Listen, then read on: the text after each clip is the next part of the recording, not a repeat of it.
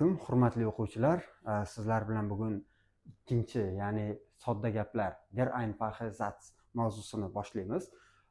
Bizning bugungi mavzumizda biz ega va kesim, ya'ni ega va kesimdan tashkil topgan gaplarni o'rganamiz. Biz bilamizki, o'zbek tilida ega va kesimdan tashkil topgan gap bu sodda gap deyiladi. Bizda nemis tilida ham xuddi shunday mavzu mavjud.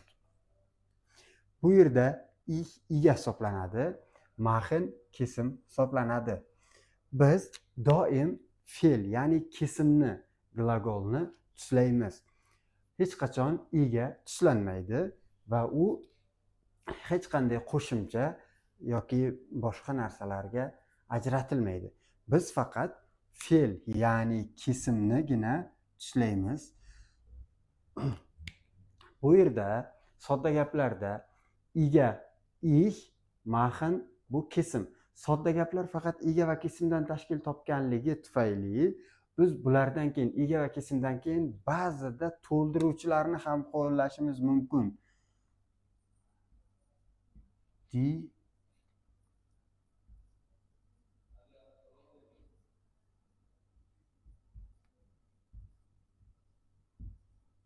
Hausaufgabe.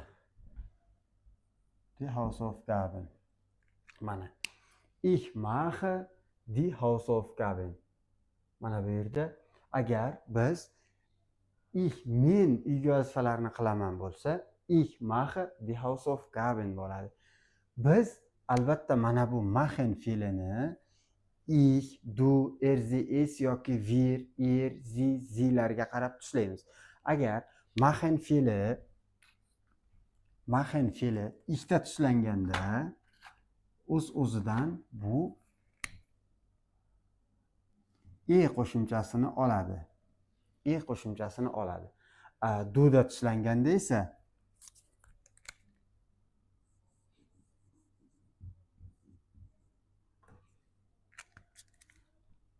st qo'shimchasini oladi. Sie, is, ya'ni bu bu erkak kishiga nisbatan, sie bu ayol kishiga nisbatan, es bu jonsiz predmetlarga nisbatan degan ma'noni bildiradi. Masalan, ich mache die Hausaufgabe. Men uyga vazifalarni qilaman. Du machst die Hausaufgaben. Sen uyga vazifalarni qilasan. Agar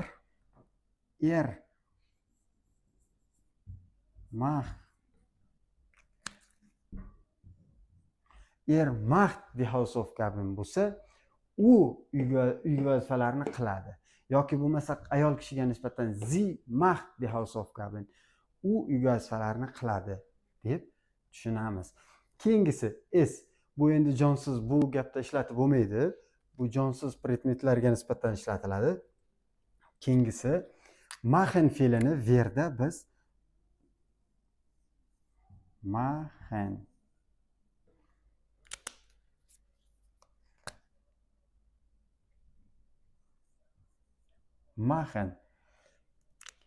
wir machen die Hausaufgaben. Biz uyga vazifalarni qilamiz. Bu yerda wir machen die Hausaufgaben bo'lgani uchun verda doim en qo'shimchasini oladi. Sie, isda har qanday fe'l t qo'shimchasini oladi yokida it qo'shimchasini oladi. Duda har doim st qo'shimchasini oladi, har qanday fe'l yoki bo'lmasa st qo'shimchasini oladi. Keyingisi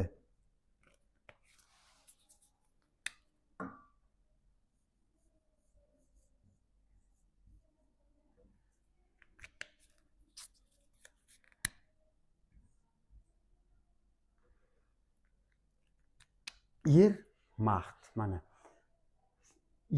Macht die Hausaufgaben. Sizlar uyga vazifani qilyapsizlar. Macht. Erda doim machen fe'li, ya'ni o'zak qismi, fe'lning o'zak qismi bu mach. Ko'ryapsiz? Hammasida mach olinyapti va oxiriga qo'shimcha qo'shilyapti. Mach. Biz doim fe'llarni o'zak qismini olib, ularga kishilik olmoshlari, ya'ni tegishli shaxson qo'shimchalarini qo'shib chiqamiz. Masalan, ishda doim har qanday fe'l i oladi, duda har qanday fe'l sti oladi. Bularni aytib o'tdim. Xuddi shu tarzda davom etamiz. Keyingisi sie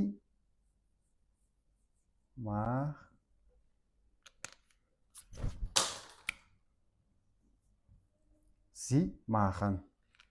Mana kichkina zi bilan yozilgani bu, ya'ni ular degan ma'noni anglatadi. Sie machen die Hausaufgaben. Ular uy vazifani qilyaptilar. Bu yerda zida en qo'shimchasini oladi va wir bilan o'xshash hisoblanadi. Keyingisi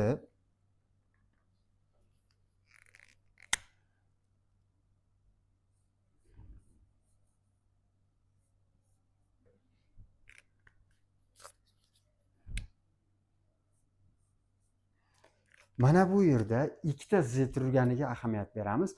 Kichik harf bilan yozilgan zi u, ya'ni ular degani. Ular degan ma'noni bildiradi. Ular sie machen die Hausaufgaben. Ular uygi vazifani qilyaptilar. Endi bu yerda katta harf bilan yozilgan zi esa bu siz degan ma'noni, ya'ni hurmat ma'nosini anglatadi. Sie machen die Hausaufgaben. Siz uygi vazifani qilyapsiz. Bu yerda zi ular degan ma'noni anglatadi. Mana bu zi u degan ma'noni anglatadi. Ihr, sizlar, wir, biz, du, sen, ich, men degan ma'noni anglatadi. Demak, biz har qanday fe'lni tuslashimiz kerak ekan. Har qanday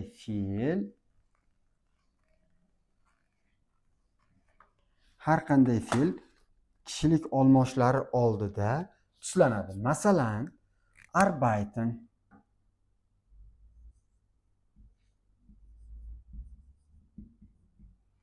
Arbeiten fe'li endi ishda qanday qo'shimcha oladi dedik? Ich arbeite qo'shimchasini oladi. Ya'ni i qo'shimchasini oladi. Endi bu biroz boshqacha. Duda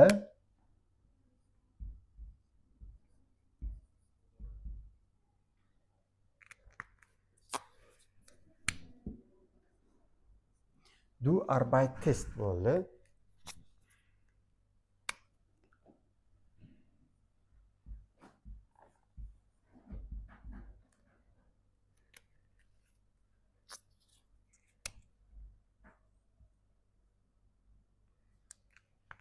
Mana duda arbeitest, ya'ni arbeitest.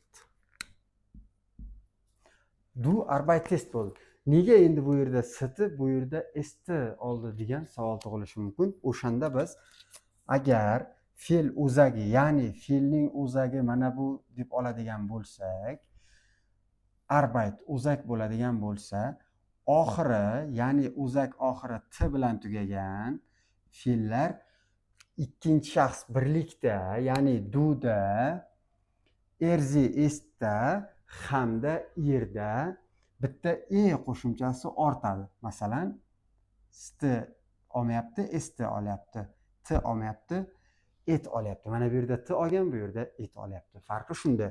Endi bular qaysi harflar bilan tugasa bitta e ortadi degan savol tug'ilishi mumkin. Agar o'zagi t, d, g, n, f, n, g, n, g, n va d, m bilan tugagan fe'llar barchasi ikkinchi shaxs birlik, uchinchi shaxs birlik hamda ikkinchi shaxs ko'plikda bitta i ortadi. Davom etamiz. Keyingisi wir arbeiten.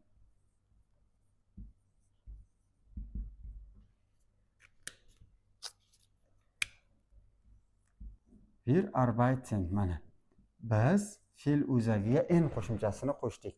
Masalan, biz ishlayapmiz. Wir arbeiten. Biz ishlayapmiz. Keyingisi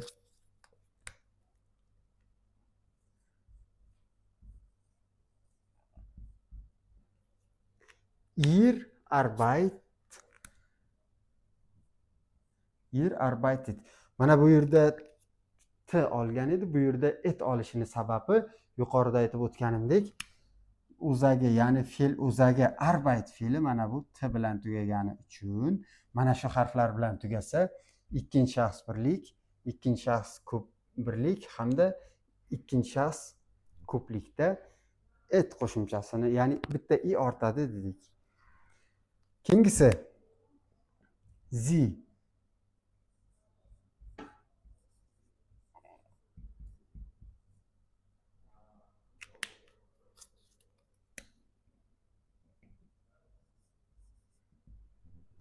Sie arbeiten. Bu ular degan ma'noni anglatadi. Sie arbeiten. Ular ishlashyapti. Bu yerda en qo'shimchasini oldi. Bu yerda hech qanday o'zgarishsiz arbeiten o'z holicha yozildi. Keyingisi katta Sie, bu ya'ni hurmat forma.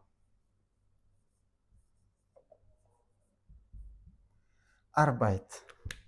O'zak olamiz va unga en qo'shimchasini qo'shamiz. Ya'ni Sie, hurmat forma bo'lgani uchun Sie arbeiten, ya'ni siz ishlayapsiz degan ma'noni anglatadi. Demak, bugungi darsimiz shulardan iborat edi. E'tiboringiz uchun rahmat.